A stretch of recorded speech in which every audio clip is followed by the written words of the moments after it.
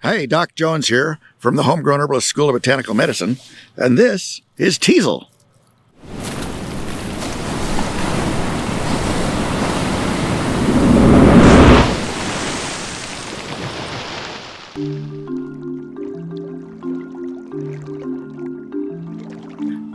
So Teasel's a really tremendous plant medicinally, this is a second-year plant. Teasel's a biennial. And this is a second-year dead old grandma. This plant's not even alive. This isn't the one you want, but this is the one you look for because it's easy to identify from the road. And then you look around the feet and you see the youngsters, right? This is a first-year Teasel plant, end of the first year, beginning of the second. So it's April now. So this is technically a second-year plant. But this is the one you want, okay? The root is the medicine. And Teasel has a biennial cycle. All right. And so that means it's a 2-year cycle. You know, annuals, every year they seed and flower and die, seed and flower and die, seed and flower and die. That's the annual cycle. The perennials, of course, come up from the same root every year, like, you know, tulips and dandelions and guys like that. They just keep coming from the same root. Biennials, the first year, do a low leafy rosette kind of structure like this on the ground. And the second year, they bolt up and flower, seed, and die. So some well-known biennials are Teasel, burdock is a biennial, you know, mullein is a biennial. There's a lot of them. But if the root's the medicine, it's important to harvest that root at the right time. So you want to harvest the root when it's as large as possible, but you also want to harvest it before that plant has bolted up to flower and seed, right? So either the fall of the first year or the spring of the second year, okay? So it's April in Idaho, and we're out here digging Teasel roots. So this is a second year, spring of the second year plant, right? And that's the root. See, so that's a pretty good root. And they tend to grow near water, so they're easy to dig up. Teasel's easy to identify. It has these very distinctive heads. In fact, they use these a lot in flower arrangements and ornamental, you know, flower stuff and decorating. The heads were actually used, and still are sometimes, for teasing wool, for carding wool. And they would make these elaborate, complicated brushes, you know, and it would comb out the wool. You know, one of the species of Teasel is Dipsacus fullorum, fullers, right? The fullers were the guys that made felt and things like that. So anyway, Teasel has a long history in manufacturing and industrial stuff, but it also has a long history as a medicinal. Now, I actually met this plant many years ago through sort of an unusual circumstance. I was actually driving down this very road and saw the plant growing in the ditch bank. I had no idea what it was, but I saw it, and I felt this really compelling, overwhelming, you know, impulse that I needed to get to know this plant. And the guy that was driving was actually a friend of mine. He's a plant scientist. And I said, hey, what is that plant? And he says, I don't know. And I said, you know, you ought to go back to college and get your money back, you know. He didn't know what it was. Anyway, about a week later, I saw it again on the property of a friend of mine, Stephen. He's also an herbalist. And I said, what is that plant? I had that same feeling that, holy cow, I got to get this. And he says, it's Teasel. I says, well, what's it good for? He says, well, I don't know that it's good for anything. I said, no, it's really good for something.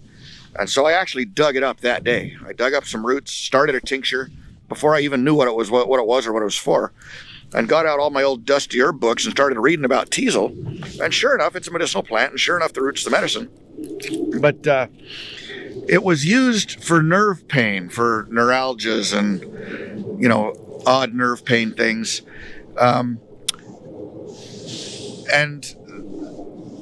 You know, it's also used currently a lot for Lyme's disease. It's very good for Lyme's disease. It drives the spirochetes, the little bugs that cause Lyme disease, drives them out of the tissue where they like to hide into the circulation so that the white blood cells can kill them, you know. So it's pretty good, part of a good protocol for Lyme's disease. But anyway, I didn't know anybody with weird nerve pain. I didn't know anybody with Lyme's disease. I didn't know what all the fuss was about. But the day I was pressing the tincture, 2 weeks later to the day, I was literally pressing the tincture. A lady walks into my clinic. She says, Doc, have you got anything I've got this horrible nerve pain. She was in a car accident years ago and she had all this scar tissue and nerve entrapment and just had this horrible pain all the time. I'm pressing the Teasel tincture, and I says, maybe I do. And I gave her some, and it changed her life. I mean, it made it go away. And that's one of the very unique things about Teasel. Not always, but the Chinese name for Teasel is mend that which is broken in Chinese. Mend that which is broken. And in her case, it didn't just make the pain go away like, skullcap wood or valerian wood. We got a lot of nerves for pain. It fixed it. It changed it. It somehow, I guess the best analogy is it rebooted her nervous system to remind those nerves that it wasn't their job to hurt all the time. Sometimes when we get an injury and a chronic injury, the nerve just kind of decides, that's my thing now, I guess, is just to hurt all day, every day. And it's sort of like your computer gets frozen on a screen and you got to turn it off and turn it back on to get it to think about what its job is again. And that's sort of how I think about Teasel. And it doesn't always do that. It's almost always good for pain, temporarily. I've used it as a tincture internally on pain cases. I've used it as a tincture topically on pain cases, where you just spray the tincture right on them. And it's very effective for lots of different kinds of pain, particularly if it's of nerve origin. But I've had a few cases where it actually stopped it. It actually turned it off and they were done. I also had a pretty remarkable case using Teasel on a young lady that had MS, multiple sclerosis. And I was at a conference, lecturing. And, after the lecture, she came up and she said, "Do you have anything for multiple sclerosis?" And I says, I started to say, I really don't. I'm a veterinarian. Dogs don't get MS. I don't have a lot of experience with MS. I had never had a client with MS. And I was just about to explain all that to her. And I hear in the back of my head, "Nerve pain, dummy," right?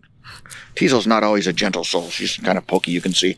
Anyway, and I thought, nerve pain? I said, maybe I do. Maybe I do. And I gave her a Teasel tincture. And she says, "How should I take it?" I says, "I have no idea." I said, "Tell you what, take a drop 3 times a day and increase by 1 drop every day. And if you get past 30 drops, call me," right? We don't want to get crazy with this. But let me know. So she called me. Well, actually, she emailed me about 2 weeks later. And she said, "Doc, you've got to send me a picture of this plant. I don't ever want to be without this plant." Because when I hit 14 drops 3 times a day, it was like somebody flipped a switch. And I feel way better, And this was a young lady. She was like late 20s, early 30s, just tragic. There were 2 or 3 days a week her husband would have to carry her to the shower because she was having a bad day, Little kids. It was awful.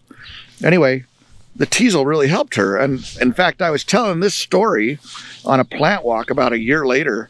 And this little gal in the front row says, "It was me," right? And she's out on the plant walk tromping around with us in the mountains, And so, and she said that she was off a lot of her meds and she was feeling a lot better most of the time. It didn't cure her. It didn't kill the MS and, cure that problem. But anyway, it made her feel much, much better, significantly better. So the root's the medicine. There's an old